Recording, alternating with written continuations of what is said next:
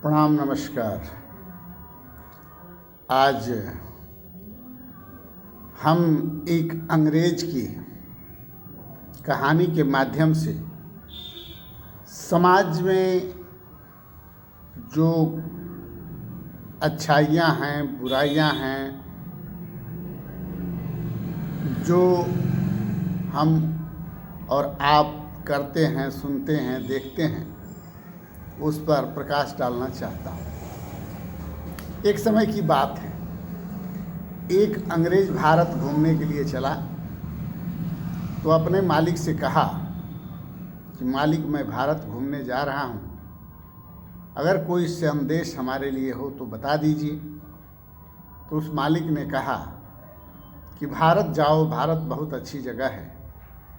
भारत को सभी लूटते हैं, लेकिन वहाँ कुछ जो रहने वाले भक्त हैं वो लुटेरे को पहचान नहीं पाते हैं, लुटेरे को समझ नहीं पाते हैं, और वहाँ का लुटेरा ऐसे ऐसे खेल खेलता है कि किसी को कुछ समझ में नहीं आता है, और वो लूट कर जीवन पर्यंत राज भोगता रहता है और गद्दी पर आश्रित रहता है।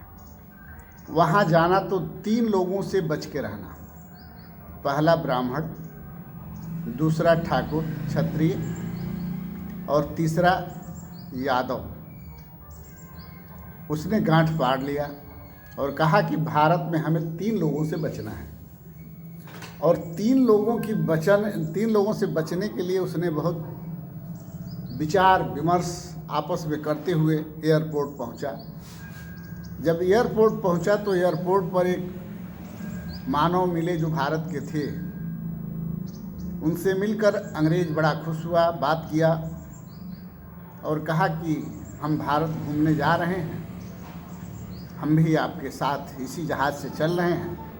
दोनों लोगों में वार्तालाप होने लगी, बात विचार बना, दोस्ती बन गई और जहाज़ में सवार हो गए। जब जहाज़ में सवार हो गए तो उस अंग्रेज के पेट में अपने मालिक की बात पच नहीं रही थी। उसने कहा कि भैया, आप भारत के रहने वाले हैं और हमारे मालिक ने कहा है कि 3 आदमी से बच के रहना। हम उन आदमी को कैसे पहचानूंगा, ये हमें समझ में नहीं आता है। तब उस आदमी ने कहा कि वो 3 बातें क्या हैं, किनसे बचना है, बताओगे तभी तो हम तुम्हें बताएंगे। तो उसने कहा कि हमारे मालिक ने कहा कि ब्राह्मण से, क्षत्रिय से और अहिर से बच के रहना। ये तीनों लोग बड़े खतरनाक होते हैं। यह बात पंडित जी के मने मने घर कर गई, और पंडित जी ने सोचा मन में कि अच्छा, ये बात है, तुम्हारे मालिक मतलब विदेशी भी हम लोगों से परेशान हैं। उससे अपने को जाहिर नहीं किए और अपना परिचय नहीं दिए, लेकिन मन में सोच लिए कि हम तुम्हारी खबर ज़रूर लेंगे, क्योंकि वो पंडित जी थे, उनको बात लग गई। जब आकर इंडिया में लोग उतरे तो एयरपोर्ट से जब बाहर आए तो एयरपोर्ट पहुंचाने कुछ बॉडीगार्ड ठाकुर साहब मतलब क्षत्रिय जी को लेके जा रहे थे। और जब जा रहे थे तो ठाकुर साहब तो थे ही, बड़ी बड़ी मूछें, लंबा कद, शरीर में अकड़न, चढ़ती जवानी, और पीछे सफ़ेद पोशाक में बॉडीगार्ड, और ठाकुर साहब भी सफ़ेद पोशाक में। उस अंग्रेज ने पूछ दिया कि कौन है, तो वो परिचय नहीं दिए। तो उन्होंने खाली यही कहा कि अगर जानना चाहते हो कि कौन है, कुछ नहीं, ऐसे करो, ऐसे ऐंठ दो। अब अंग्रेज के पास मुझ तो था नहीं, लेकिन ठाकुर साहब को देखते ही उसने ऐसे ताव दिया और मुझ को ऐंठ दिया। मुझ थी नहीं, बात को अन्यथा मत लीजिएगा, मतलब पंडित जी के कहने अनुसार उसने किया। और यह बात ठाकुर साहब ने देख लिया। और जब ठाकुर साहब ने देख लिया तब तो इनको, ठाकुर साहब को कहाँ बर्दाश्त होता है कि कोई उनके सामने मूछ पर ताव दे दे।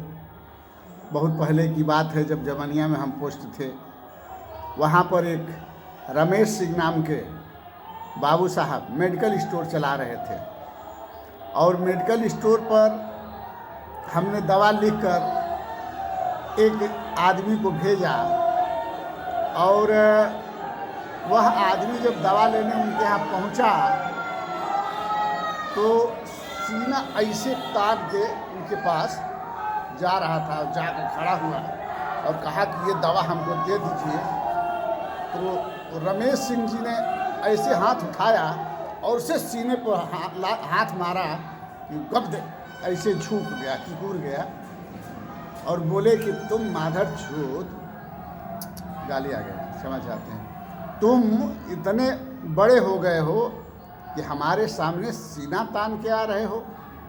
यह बात हमें याद आ गई, जब उस अंग्रेज़ की बात याद आई तो हमारे मुंह से जो गाली निकला उसके लिए क्षमा चाहते हैं। जो हुआ वो हुआ, हकीकत कहानी है। अब ठाकुर साहब ने अपने बॉडीगार्डों को आदेश दिए कि इसको कूट दो, ये हमारा मूछ दिख रहा है, ये हमारे सामने मूछ ऐंठ रहा है। आता उठा पटक इतना मारा गया वह अंग्रेज, इतना मारा गया वह अंग्रेज, इतना मारा गया वह अंग्रेज कि वो सोच नहीं सकता था कि ऐसा भी होता है, मार ऐसे भी होती है। फिर किसी तरह से झाड़ पोंछ के खड़ा हुआ, पंडित जी खड़ा किए, फिर भारत घूमने के लिए आगे बढ़े। सवारी से कुछ दूर गए, उतरने के बाद फिर जा रहे थे। ये वहाँ की बात है, मथुरा। वहाँ एक यादव जी कुछ भैंस कुछ गाय को लेकर, कंधे पर लाठी लेकर, ये लंबी बदन या मूछ भैंस चराते जा रहे थे। पंडित जी से पूछा अंग्रेज, ये कौन है? तो उन्होंने कहा कि हमसे क्या पूछते हो, जंघा उठाओ, ताली मारो। और तुरंत वो आया तैस में, ऐसे किया और जंघे पर ताली मारा। जब जंघे पर ताली मारा तो अहीर समाज के लोग इतने दबे कुचले थोड़े हैं, तुरंत लाठी रख के उठा के पटक के इतना मार मारा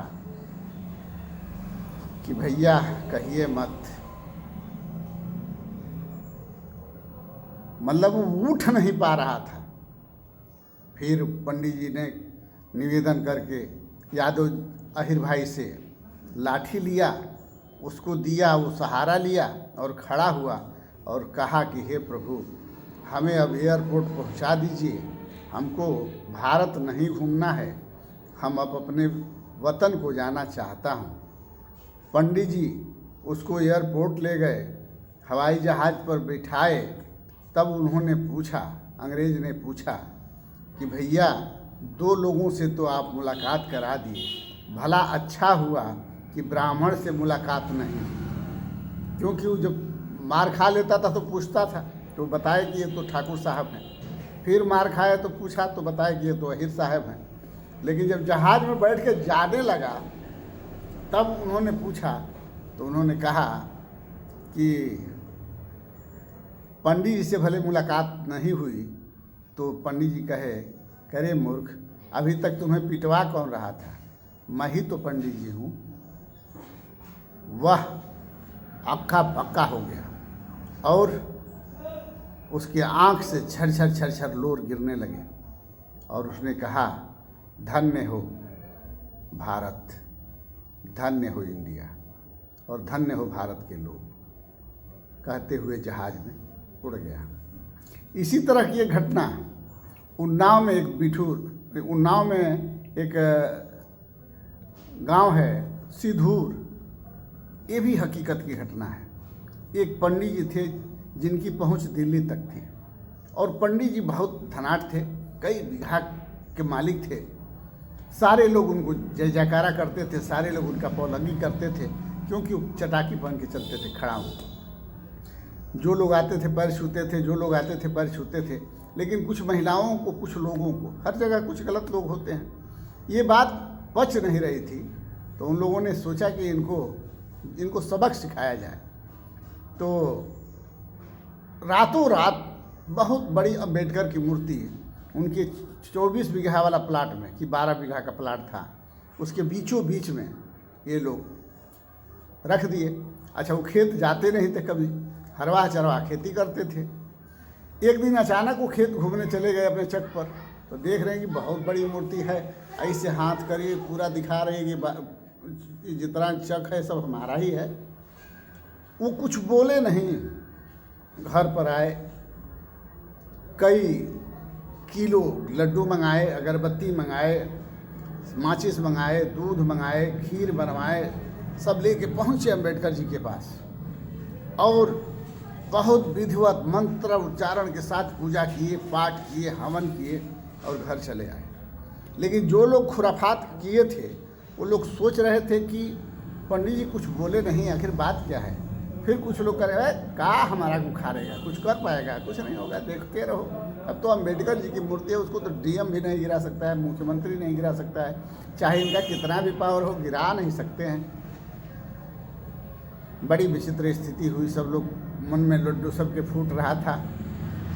पंडित जी एक दिन ऐसा उपाय किए कि बाहर से ट्रक भर के मजदूर और ट्रक भर के अम्बेडकर जी, जिसका जितना खेत था उसके अनुसार लंबाई का अम्बेडकर जी मंगवाए और रातों रात लेखपाल से नक्शा दिखा के सबके खेत में अम्बेडकर जी की मूर्ति लगवा दी। जब सुबह भोर में 4 बजे भोर में औरतें जब शौच करने गई तो देख रहे हैं कि अरे इनके खेत में भी लगा है। तो फिर गई अपने खेत में देखने तो वहाँ भी अम्बेडकर जी की मूर्ति लगी है। फिर गए अपने खेत में, तो मतलब सब लोग अभी घर घर जा कर के प्रचार हो गया कि अरे भैया अम्बेडकर जी तो सबके घर में लगे हुए हैं। अब सब लोग बड़े हुए परेशान।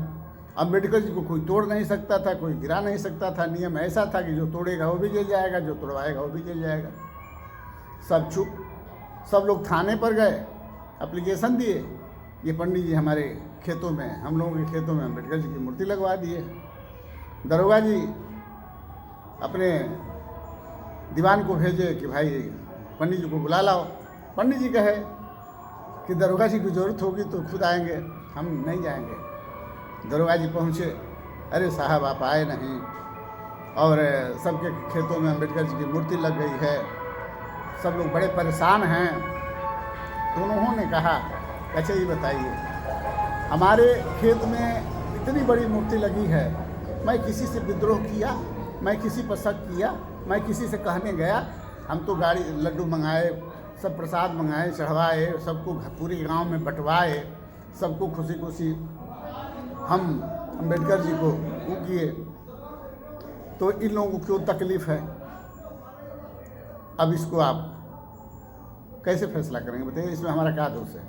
हमने तो कुछ किया नहीं। जो हमारे खेत में लगाए हैं वही लोग बता सकते हैं कि कैसे क्या हुआ। फिर यहाँ तक कि मुख्यमंत्री भी आ गए, डीएम कलेक्टर कुछ कोई नहीं तोड़ पाया, मुख्यमंत्री भी आ गए। और जो मुख्यमंत्री आए तो व्यवस्था बनी, तो सब लोग अपने अपने खेत से अपने अपनी मूर्ति हटाए और पंडित जी के खेत से भी मूर्ति हटाने गए तो पंडित जी अम्बेडकर जी के नाम उतनी ज़मीन दान कर दिए, जो आज अम्बेडकर पार्क के नाम से जाना जाता है। किसी बुजुर्ग महापुरुष के मुंह से हमने सुना था, इसलिए आप लोगों के बीच में रखा। कहने का तात्पर्य ये है कि विद्या एक ऐसी शक्ति है कि जो पढ़ता है, जो लिखता है, जो विद्या रूपी दूध को पीता है, वही दहाड़ता है।